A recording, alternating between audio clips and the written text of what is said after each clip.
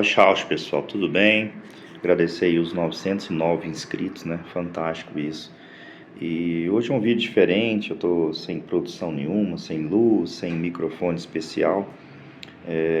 Eu fiz uma consagração ontem de estudo, né? Com a Sagrada Medicina do rapé, da sananga e da ayahuasca. E quando eu falo que é de estudo, é porque nós temos um grupo, né, que está estudando para sermos guardiões das medicinas. Então a gente estuda os mukás, estuda entoando os mukás, que são os rezos indígenas mesmo.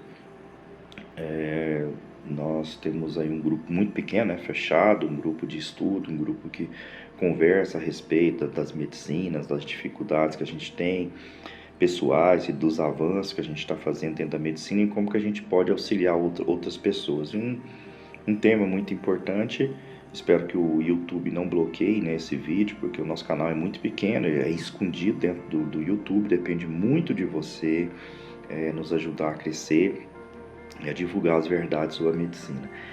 Se as medicinas são drogas. Vamos lá, o que é droga? O que é isso? Sabe a pessoa que toma Rivotril para dormir? Ou que toma cloridrato de sertalina, que é chamado de a marca comercial, Serenata, ou que toma algum outro tipo de remédio para dormir, ou que é viciado em tomar Dorflex, né, para aliviar dores, ou que sei lá, viciado em álcool, seja cerveja, tá muito na moda agora, tomar vinho, né, é muito fino tomar vinho e tomar uísque. Eu conheci uma pessoa que foi para uma pescaria e levou 68 garrafas de vinho. Isso é droga, né? O álcool, né? A droga mais popular que tem, sim, é droga. E a cannabis, aqui é comercializada na rua, cheia de produtos químicos, de sujeira, disso, daquilo, é a mesma que os nossos indígenas, né? Os nossos povos originários consomem? Não, não é. Nas aldeias, onde se consome ritualisticamente, é consumido só a flor, apenas a flor, para fins terapêuticos e espirituais, tá certo? Essa droga que se vende na rua aí, isso realmente é prejudicial. E aqui a gente não vai romantizar os nossos indígenas, porque dentro das comunidades existem aquelas pessoas maravilhosas que estão em evolução espiritual, e existem aqueles picaretas, aqueles mau elementos que também estão lá dentro das comunidades. Eles são seres humanos como nós, tá? Você tem ali o indígena, o pajé, um tchaná, um chai, que vai levar as medicinas, levar o conhecimento, levar a cura, levar a espiritualidade, mas tem também aquele 171, aquele que violenta, que bate na esposa, que violenta mulheres. Você tem todo tipo de gente dentro de uma aldeia. Não adianta romantizar, tá certo? Então, dentro dessas pessoas tem aqueles que consomem as medicinas de uma forma precária, de uma forma vulgar, não sagrada. E temos aqueles que não são maioria, tá? Então, aqueles que consomem o rapé de forma ritualística, né, e não são viciados em rapé, que consomem ayahuasca, que consomem outras medicinas. Porque nós temos no Brasil já uma gama de medicinas que estão vindo de outros países, porque há essa conexão. O achuma, né, peyote, nós temos aí o próprio cacau, a medicina do cacau, mas são tantas outras, né, que são consumidas ritualisticamente. A gente está vivendo um momento em que está tendo uma ascensão, né, da comercialização, visando apenas lucro das medicinas sagradas. Então, tem xamãs de final de semana de internet, né? A pessoa faz ali na cabeça dele algumas horas de vídeo, lê alguns textozinhos e aí já se considera um xamã. Ele já se considera um xamã. Desde os primeiros vídeos desse canal, eu tenho dito para vocês, sejam os seus mestres, sejam os seus próprios sacerdotes. Nós temos deuses dentro de nós, nós somos uma fagulha de Deus, um raio de luz de Deus. Então, você não precisa mesmo de um sacerdote, talvez um guia, né, um mestre que vai te ensinar como confeccionar, como consagrar, mas a individualização é sua, né? Você só vai alcançar a espiritualidade através de você. Como o Osho diz, né, nós temos que ser egoístas nesse ponto. Nós nos preparamos para primeiro nós nos curarmos, nós nos elevarmos, para depois, se for possível, a gente levar essa luz para outras pessoas. Então esses xamãs aí que estão vendendo tudo quanto é medicina, caríssimo, caríssimo, cada ritual caríssimo, absurdamente caros. Você passa ali 3, 4 horas num ritual com o valor que daria para você consumir o mês inteiro, né, de medicinas. Então, muito cuidado com isso. Existe essa ideal, a ayahuasca é psicodélica, a psicodelia, essa expressão foi criada, se não me engano, na década de 60, para explicar os efeitos inicialmente do LSD, né, que foi estudado academicamente. Tem até um filme que trata sobre isso, muito bacana, um cientista que é um fato real, né, ele começa em laboratório a consumir o LSD e registrar suas experiências com a sua equipe. Isso também está acontecendo com a ayahuasca, tá? Eu ainda não vi estudos assim sobre o rapé, mas com certeza vai ter, sobre a sananga, que cura os olhos, né?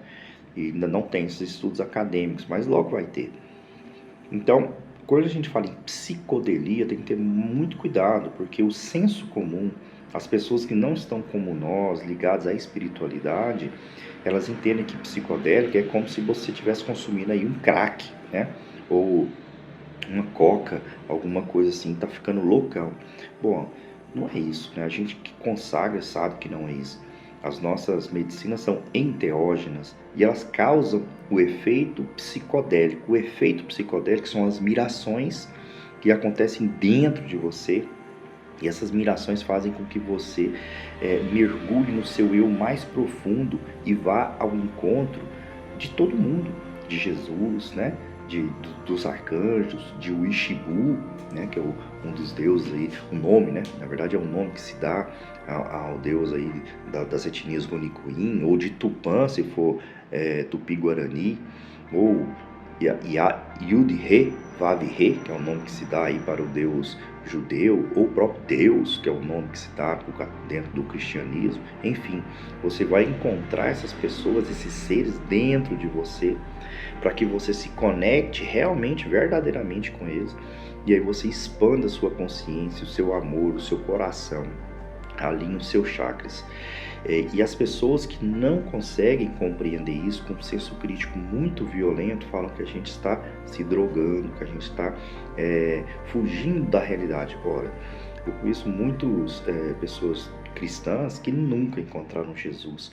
Eles têm algumas epifanias conduzidas por músicas dentro de ambientes que eu considero, de certa forma, um ambiente pernicioso, né? Um ambiente que é conduzido para te levar a um estado emocional onde você vai abrir a carteira, né? E é uma enganação. E quem está dentro das medicinas, a medicina verdadeira, buscando as casas de aperfeiçoamento, as casas sérias, né? As casas verdadeiras, a gente sabe que ali o que existe é amor. O que a gente quer é expandir a partir de nossas consciências o amor para outras pessoas. É claro que existe o custo do feitio, o custo da manutenção, mas é sempre uma energia de troca. Ninguém ali está escravizado, ninguém ali pensa, se eu não fizer isso eu vou para um inferno, eu vou perder tudo que eu tenho, né? Eu vou ser perseguido pelos obsessores. A gente sabe que não é assim, porque quantas casas oferecem gratuitamente ou a um preço muito modesto para que maior parte da população possa ter essa experiência e possa se desbloquear, possa evoluir.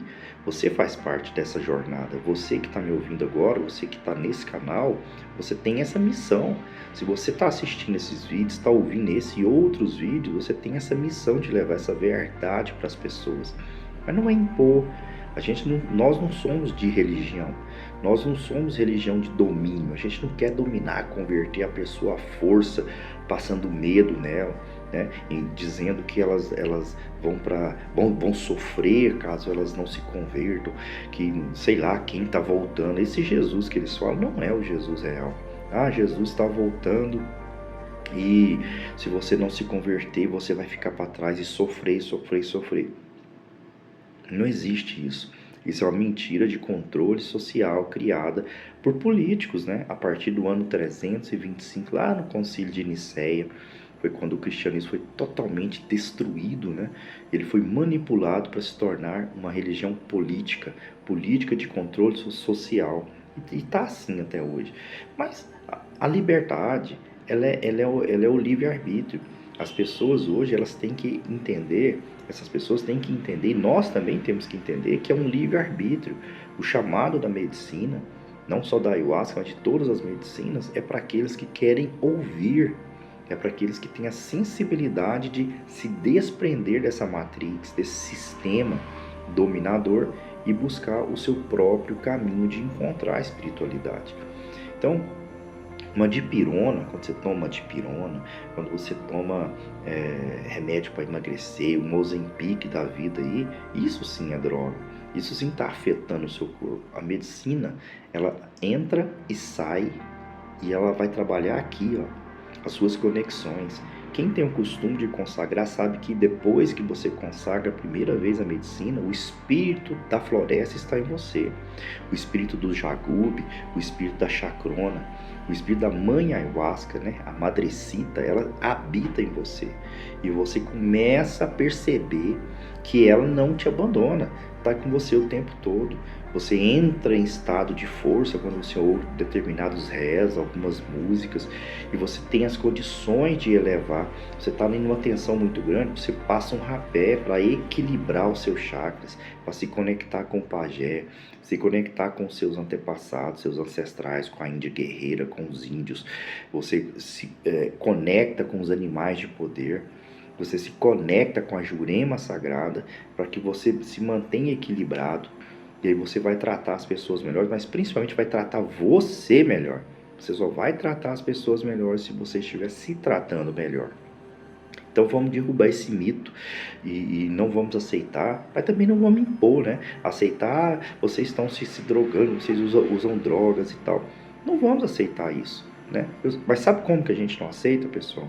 Prestem bastante atenção nisso. É ficando calado, é emanando luz para essas pessoas.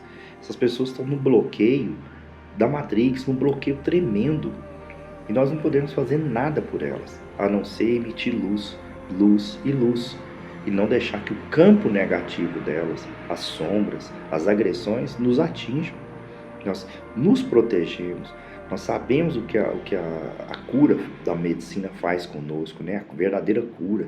Essa sim cura dos vícios, né? Cura do álcool, cura do crack, cura de coca, de maconha, de tudo mais. A gente sabe, mas cura a nossa alma. É essa a grande diferencial das medicinas. Elas são medicinas de cura, tá? Elas curam espiritualmente o nosso interior. Esse é o grande diferencial. E nós não temos que impor nada a ninguém. As pessoas têm que se convencer a partir delas mesmas. Você que já consagrou, lembra da sua primeira vez? Como é que foi? Você consegue comentar aí como é que foi o seu primeiro chamado?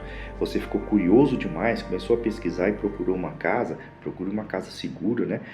Você que vai fazer a primeira vez, você procurou uma casa, você consagrou sozinho e você começou a se conectar com o seu mais profundo eu interior, começou a se libertar dos seus medos, dos seus preconceitos, do seu racismo, da sua inveja, do seu ódio. Você começou a libertar o amor que existe dentro de você, né? Eu acabei de consagrar aqui um cacau. Uma paz tremenda. O cacau nos estabiliza. E o que é o cacau? A medicina do cacau é apenas a semente do cacau e água. E é só isso, né? Isso é droga? Ora, para algumas pessoas que estão fora da nossa realidade, vivendo plenamente a Matrix e o sistema, o cacau também é considerado uma droga, né? Algo que é pernicioso. Então nós vamos montar cada vez mais forte a nossa egrégora, resistir a esses ataques, mas não é com agressão, não é com armas na mão, com luta, não. É nos preparando. A resistência está dentro de nós. A gente resiste a tudo isso, a gente emana luz e continua o nosso processo de evolução. Porque o processo é egoísta, ele é individual. É eu e a medicina, eu e Deus, eu e a espiritualidade. Os outros podem ver ou não a minha evolução, mas eu é quem tenho que perceber a minha evolução. Então não vamos nos sentir ofendidos, não. Se tiver muito incômodo, afaste, né?